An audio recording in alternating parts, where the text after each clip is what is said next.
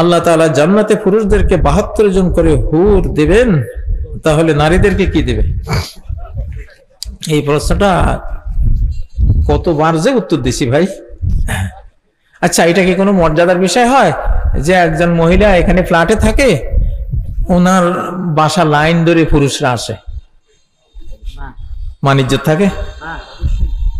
তো দুনিয়াতে যদি মানিজ্জত থাকে না, বেহেশতের হুরিরা তো আরো ভয়ঙ্কর মানিজ্জতের ব্যাপারে। কখনো একটা নারী একাধিক পুরুষের জন্য কোন ধর্মেই এটা নাই, আর কোন নারীর অন্তরেও এটা নাই, এটা হয় না।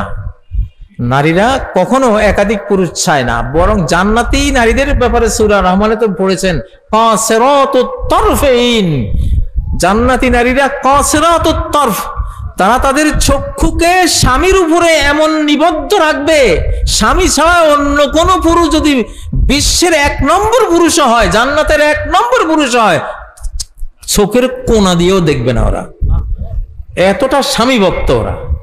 আল্লাহু আকবার। এটা হবে না। পুরুষরা যাবে, পুরুষ হলো ভ্রমরের মতো, 1000 ফুলের কাছে যায়, ওটা তার স্বভাব। কিন্তু নারী যারা, ওরা ফুলের মতো, ওরা কারো কাছে যায় না। সৃষ্টিকর্তা বানাবার সময় এইভাবে বানিয়েছেন, এটা নেচার, দেওয়া, আল্লাহর দেওয়া নেচার। দাসীদের পর্দা কতটুকু? দাসীদের পর্দা যদি পুরুষের মতো হয় তাহলে কেন দাসীরা তো এখন নাই। দাসীদের তো ইসলাম জাকাতের টাকা কোন খাতে ব্যয় করবে, খাত নাই, সব দাসদাসী কিনে স্বাধীন করে দিয়েছে। এখন তো দাসদাসী নাই। তবে যুদ্ধ বিগ্রহে বন্দী সামনে যদি হয়, কোনো সময় থাকে, তখন এটা আসবে। বাংলাদেশে তো দাসদাসী আছে, নাই তো? অনেকে আবার কি কাজের মেয়েদেরকে দাসী মনে করে, আস্তাগফিরুল্লাহ। ওরা হলো স্বাধীনা, ওদের সাথে এই মাসলা চলবে না কোনো মতেই না। এই মাসলা হলো কেনা।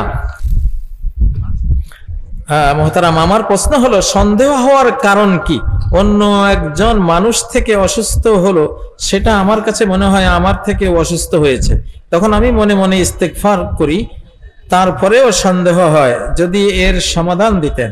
আপনার সন্দেহ হচ্ছে আপনার কারণে আরেকজন অসুস্থ হয়েছে। কেমন?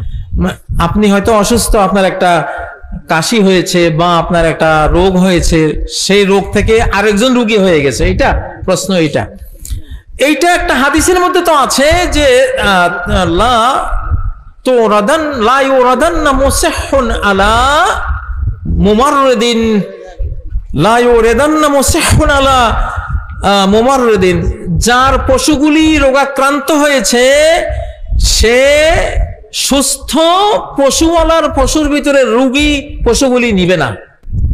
কারণ ওরা রোগে আক্রান্ত হলে ওই লোক মনে করবে যে তোমার কারণে আমার পশুগুলি রোগে আক্রান্ত হয়েছে। স্বাস্থ্যবিধির মধ্যে এটা আছে। কোথাও মহামারী শুরু হলে তুমি যদি বাইরে থাকো ওই অঞ্চলে ঢুকো না, যদি ওই অঞ্চলে থাকো ওই অঞ্চল থেকে বের হইও না। এগুলি কতগুলি সামাজিক মানুষের মর্যাদা এবং ভ্রাতৃত্ব রক্ষার জন্য সিস্টেম দেওয়া আছে। কিন্তু মূল কথা হইলো লা আদওয়া, নবীজি বলেছেন লা আদওয়া, কোনো সংক্রমণ নাই। নিজে নিজে কোনো রোগ সংক্রমণ হয় না। নিজে নিজে কলেরা রোগ থেকে আরেকজনের কলেরা হয় না। গুটি বসন্ত একজনের হলে গুটি বসন্তের ভাইরাসের এই ক্ষমতা নাই যে এই গুটি বসন্ত আরেকজনের কাছে চলে যাবে, এই ক্ষমতা নাই। তো এটা হলো এই সন্দেহের ক্ষেত্রে আপনাদের প্রশ্নের জবাব। আপনাদের আরো কোনো প্রশ্ন আছে কিনা?